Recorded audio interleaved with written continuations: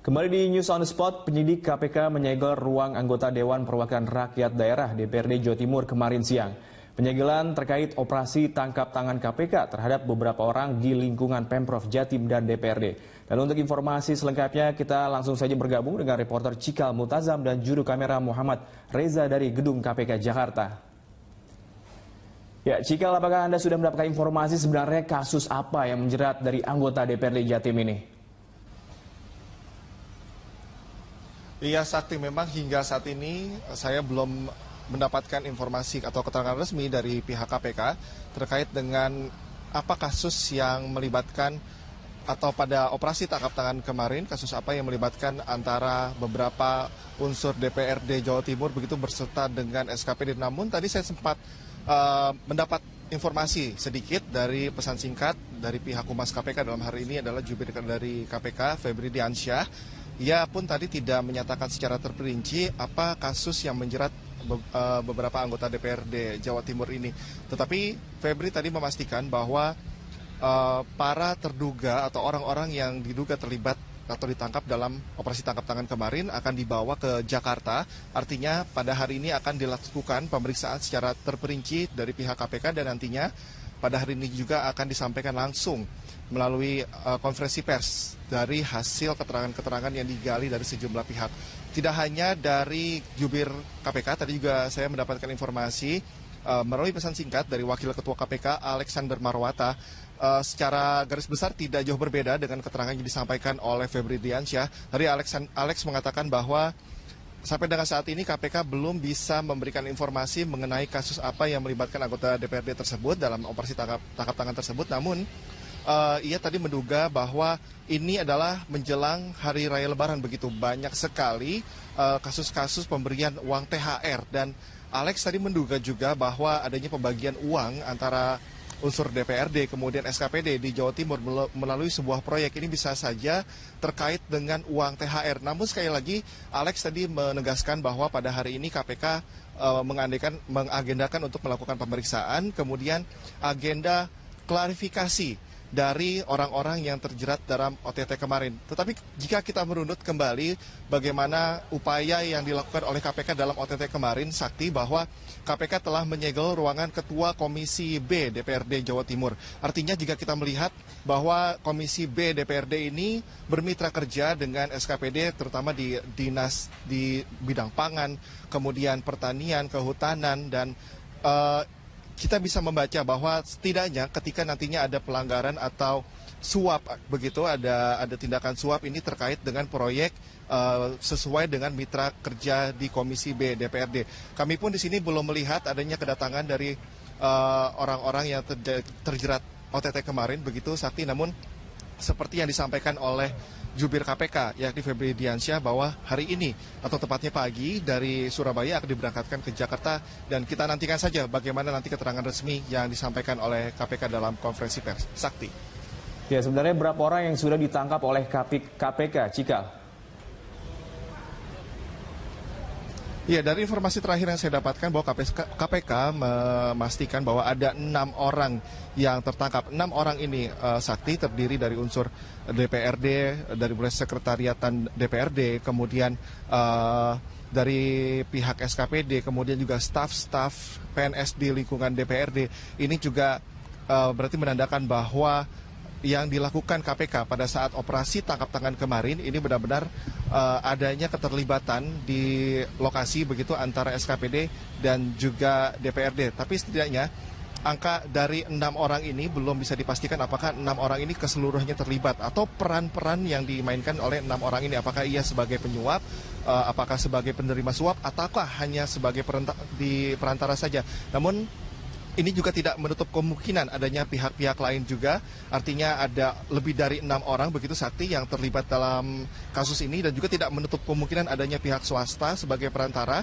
Dan nantinya juga hal ini akan disampaikan pada konferensi pers, termasuk barang bukti berupa uang yang diberikan, begitu juga akan disampaikan nantinya dalam konferensi pers. Namun kepastian yang saya dapatkan adalah 6 orang akan dibawa ke Jakarta, ke gedung KPK untuk dilakukan pemeriksaan.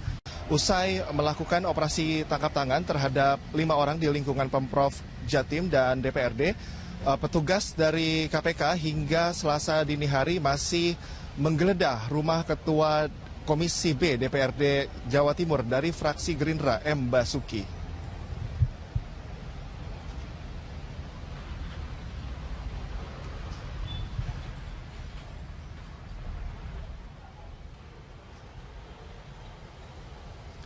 Penggeledahan yang dilakukan di Jalan Putat Gede 3 nomor 5B Surabaya dilakukan dengan pengawalan anggota Brimob Polda Jatim.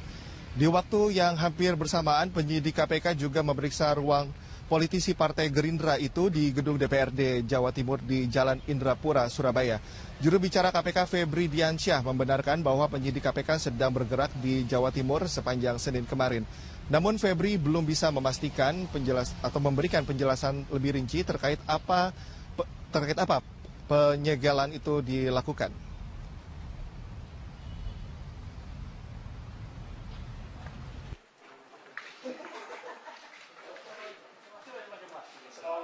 Ini dua kepala dinas dan juga ada petinggi dari DPRD Jawa Timur, itu artinya ada dari eksekutif dan juga dari legislatif. Dan KPK memiliki waktu 1 kali 24 jam untuk menetapkan status ke-6 orang yang ditangkap dalam operasi tangkap tangan kemarin. Itu artinya sore atau malam hari ini KPK akan menetapkan status dari ke-6 orang tersebut, akan meningkatkan status mereka ke tersangka atau tidak. Dan sebelumnya KPK telah melakukan penyegelan di ruang sekretariat dan juga Ketua Komisi B DPRD Jawa Timur, dan juga melakukan penggeledahan di rumah Ketua Komisi B DPRD Jawa Timur yakni M. Basuki yang juga merupakan Wakil Ketua Fraksi Partai Gerindra.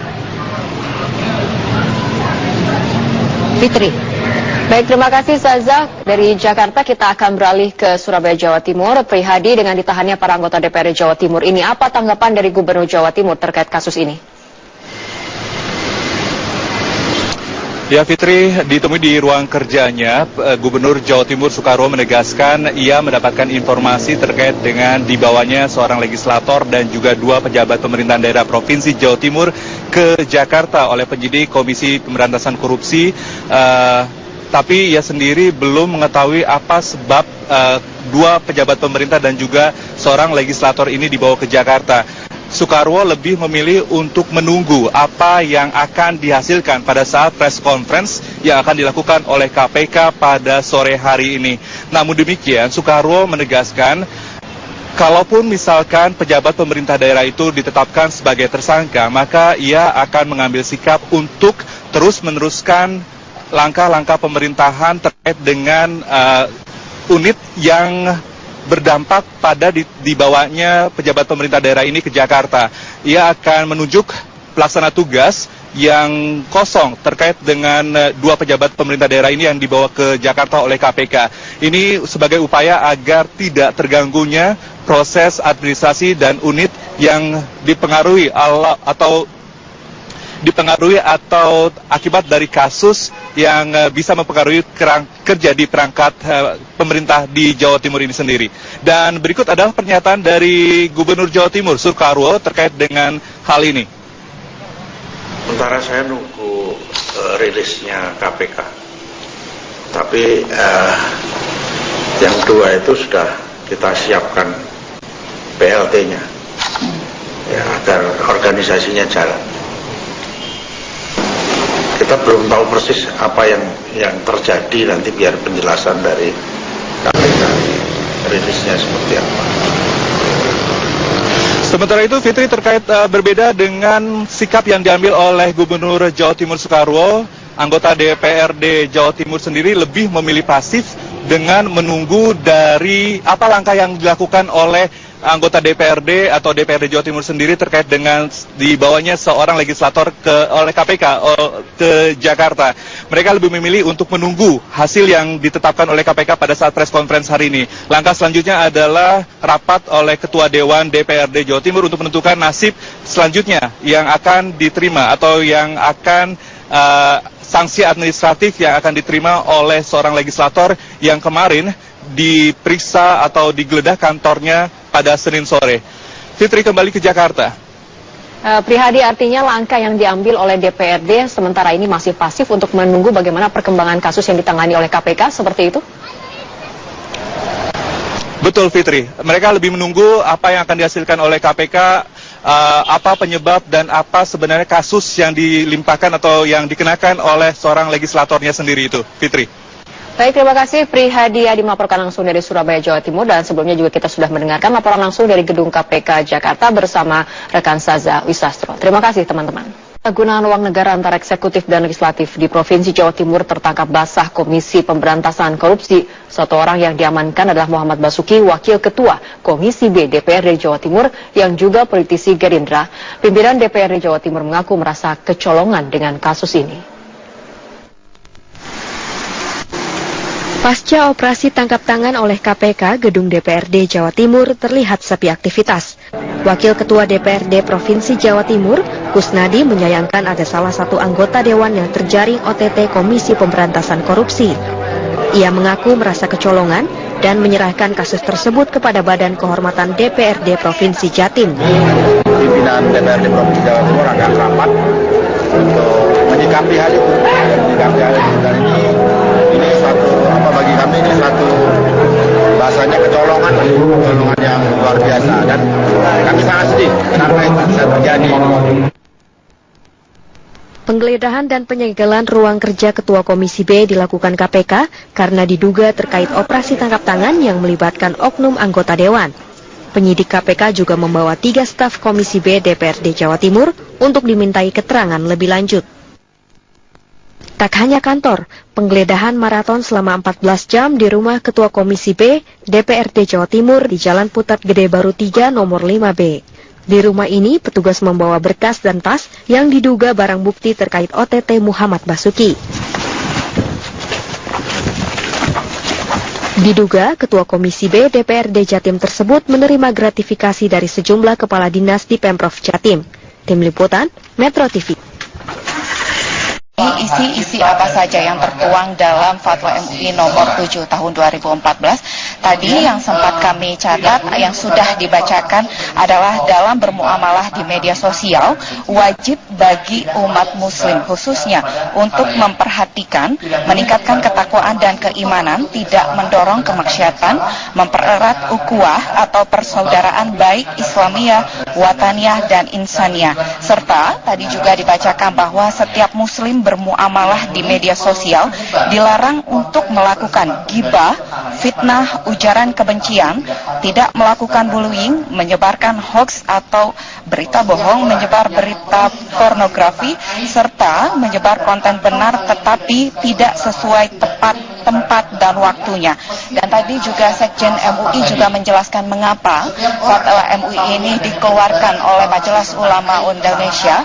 Ini dikarenakan munculnya kekhawatiran bahwa banyaknya berita bohong atau berita hoax yang begitu menyebar hingga menimbulkan tindakan persekusi, hingga MUI pun mengeluarkan Fatwa MUI yang sudah digarap bersama dengan Kementerian Komunikasi dan Informatika sejak Januari 2017 dan rampung pada 23 Mei 2017 hingga hari ini disampaikan dalam konferensi pers. Atau karena tidak tahu harus bertaubat. Dan saat ini pun dari Sekjen MUI sedang membacakan bahwa dalam Fatwa MUI nomor 7 tahun 2014 ini juga tertuang bagaimana sebenarnya pedoman ketika seseorang menuliskan berita atau konten di media sosial serta menyebarkan berita tersebut, dan juga ada 4 poin yang direkomendasikan dalam Fatwa MUI ini kepada pemerintah, kemudian juga DPR serta masyarakat yang menggunakan media sosial. Selain itu juga dalam Kementerian Komunikasi dan Informatika juga menyatakan bahwa tidak hanya sebatas pada Fatwa MUI ini, nanti juga setelah acara Fatwa MUI ini juga Kementerian Komunikasi dan Informatika juga bekerja sama dengan PWI dan juga GKI untuk menyebarkan bagaimana sebenarnya berita bohong atau ini harus dihindari oleh para masyarakat ataupun para pengguna media sosial, dan juga ketika menerima informasi tidak langsung menyebarkannya, namun perlu proses verifikasi, yakni melalui proses tabayun. Ini juga tertuang dalam Fatwa MUI nomor 7 tahun 2014. Fitri, yang saat ini kita dengarkan adalah sambutan yang disampaikan oleh Ketua MUI Ma'ruf Amin. Dan seluruh jajarannya,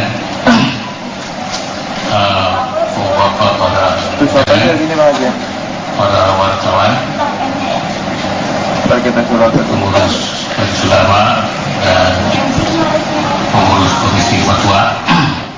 Pertama, saya ingin menyampaikan terima kasih kepada Bapak Menteri yang memfasilitasi pertemuan ini sehingga Majelis Ulama dan Komisi Fatwa Majelis Ulama bisa menyampaikan fatwa yang menurut kami sangat penting, ya, berangkat dari keprihatinan kami dari Majelis Ulama, para ulama terhadap perkembangan daripada maraknya konten medsos yang tidak saja positif tapi juga negatif.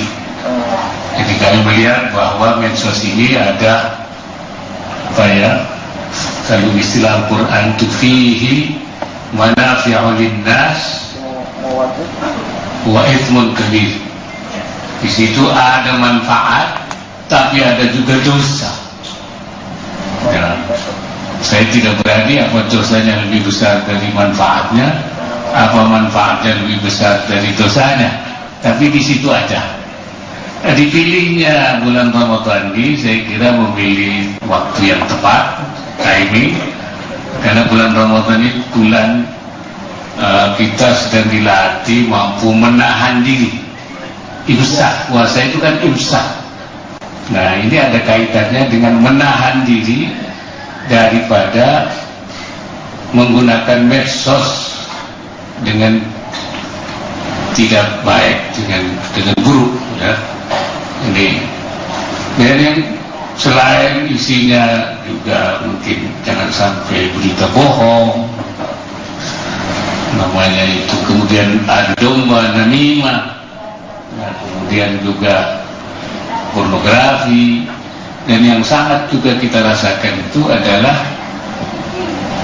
sudah mengarah kepada kebencian dan permusuhan, at-taghadhu wat-takhasum. Nah, ini yang dilarang oleh agama. Wala tabaghadu wala takhasamu, kamu jangan bermusuhan. Dan kebencian dan permusuhan itu justru marah melalui medsos ini. Jadi penggunaan medsos secara merusak, dan itu menimbulkan bahaya bagi agama Islam. Bagi kami para ulama, kerusakan itu harus ditolak. Bagaimana menolak itu? Ad-darar yuzal, bahaya itu harus dihilangkan. Oleh karena itu langkah yang kami ambil sesuai. Fitri, itu tadi sebagian dari pernyataan mengapa alasan dari MUI mengatakan bahwa ada kekhawatiran munculnya berita bohong atau hoax di media sosial, khususnya dalam bulan Ramadan ini adalah momentum bagi umat muslim khususnya untuk bisa menahan diri untuk tidak menyebarkan berita ataupun isi konten yang berunsur negatif yang menimbulkan pertikaian. Berikut adalah tadi pernyataan yang sudah disampaikan dan masih berlangsung dari Ketua MUI Ma'ruf Amin, dan kami masih akan mendengarkan bagaimana nantinya konferensi pers mengenai fatwa MUI nomor 7 tahun 2014 tentang hukum dan pedoman bermuamalah melalui media sosial. Fitri. Baik, terima kasih Putri Lukman dengan